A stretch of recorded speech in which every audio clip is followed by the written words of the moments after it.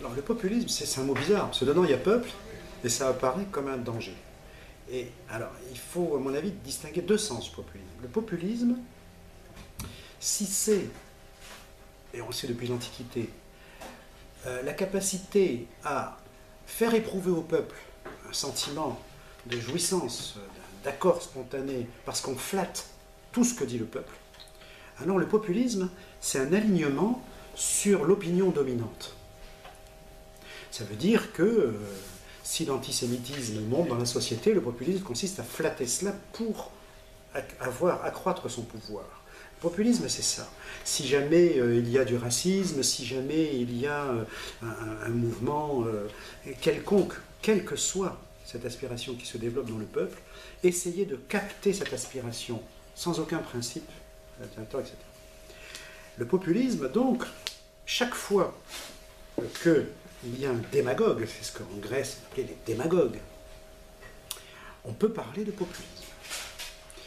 Simplement, ce mot aujourd'hui est utilisé. Donc le populisme, c'est la mort de la démocratie parce qu'on flatte au lieu de faire réfléchir. Donc voilà, on essaye de séduire en flattant n'importe quoi.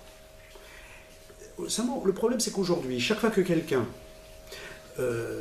développe des idées dans lesquelles le peuple se reconnaît, il est taxé de populiste. C'est-à-dire on met cette vignette, cette étiquette grimaçante sur tout discours qui manifeste une volonté populaire. Si on était en 1789, alors, les sans-culottes, on aurait dit tous ceux qui sont avec les sans-culottes sont des populistes. Qui oserait dire ça aujourd'hui? Voilà, c'est ça. Et donc il y a, derrière tout ça, il y a une seule chose qui compte, c'est quelle doit être la place du peuple. Voilà.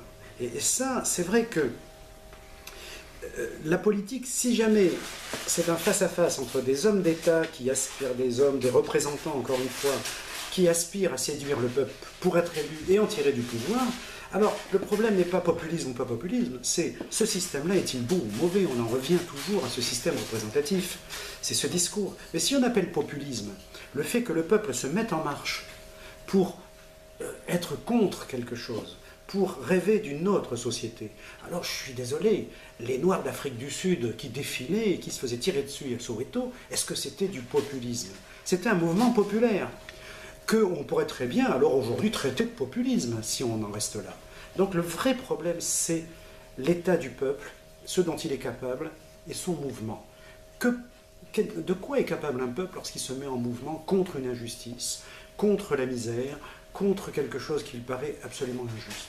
Donc, en gros, le mot populisme, il faut bien en dénoncer la signification démagogique, mais en même temps, il faut faire très attention. Chaque fois qu'on taxe de populisme quelqu'un, il faut se demander qu'est-ce qui est populiste dans son discours. Est-ce qu'il essaye de séduire, avoir une majorité, ou bien est-ce qu'il essaye d'éveiller, et ça a un écho. Donc, moi, je pense toujours à des événements historiques, la lutte anti-apartheid, la Révolution française, des choses comme ça.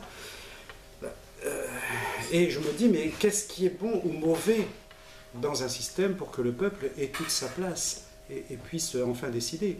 À partir de là, le mot populisme, je me méfie beaucoup lorsque on l'attribue à quelqu'un qui essaye d'éveiller un débat public. Ça, moi, j'appelle ça la démocratie.